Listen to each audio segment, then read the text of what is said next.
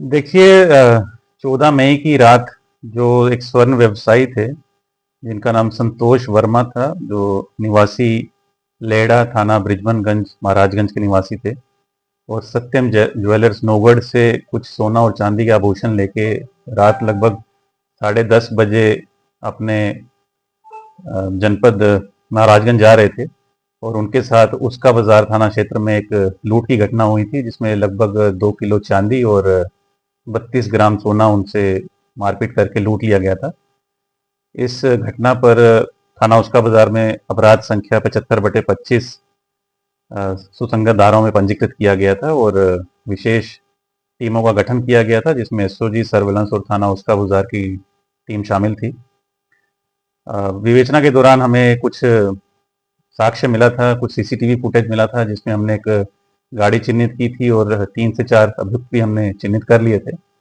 बीती रात 21/22 की रात लगभग 3:15 बजे की बात है, जब एसओजी की टीम और थाना उसका बाजार के इंस्पेक्टर की टीम चेकिंग कर रही थी, और ये सूचना थी कि इसी नंबर की, पंजाब नंबर की एक सफ़ेद स्विफ्ट गाड़ी थाना उसका बाजार से नौगढ़ की तरफ आ रही है।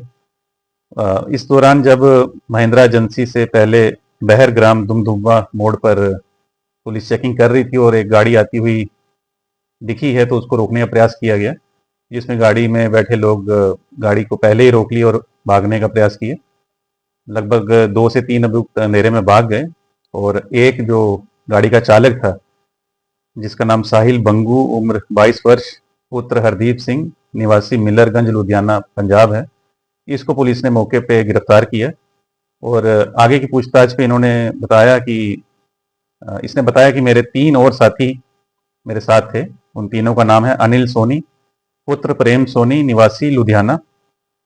तीसरे का नाम है सागर, पुत्र किरणपाल, निवासी लुधियाना। और चौथा जो है वो है संदीप कुमार, पुत्र नारद चौधरी। ये भी लुधियाना के रहने वाले चारों लोग हैं। गाड़ी जो सफ़ेद स्विफ्ट थी उसका नंबर है PB10JD7373। जो घटना का जो इन्होंने योजना बनाई, उसमें मेन जो योजना बनाने वाला वो अनिल सोनी है।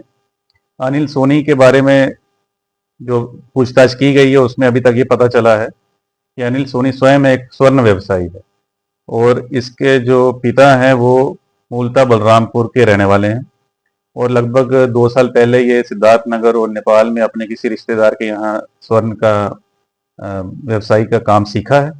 और कुछ महीने पहले इसने लुधियाना में भी एक प्रेम ज्वेलर्स करके दुकान शुरू की है। तो ये अपने दोस्तों को लेके यहाँ सिद्धार्थनगर आया था, और इसका कहना था कि मैं वहाँ जाऊँगा, मेरा वहाँ पे जान पहचान है और मैं उस एरिया को जानता हूँ, और हम लोग अपना खर्चा पानी निकालने के लिए कोई ना कोई घटना को अंजाम देंगे। उसी क्रम में ये लोग आए हैं, और उस दिन यहाँ पे सत्यम ज्वेलर्स के बाद रेकी किए हैं।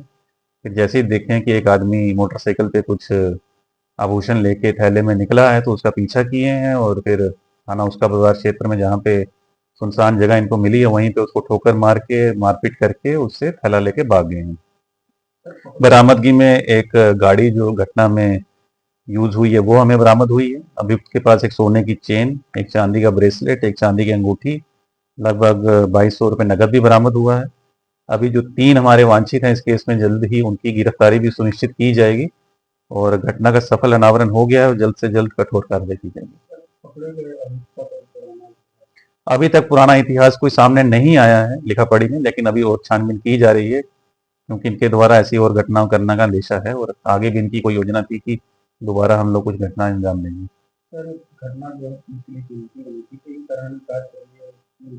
इसमें 20,000 रुपया नगद की इनाम की घोषणा मैं अपनी तरफ से की हूँ, और जब अगले 3 अभियुक्त हम पकड़ लेंगे तो और आगे इसमें कार्रवाई की जाएगी।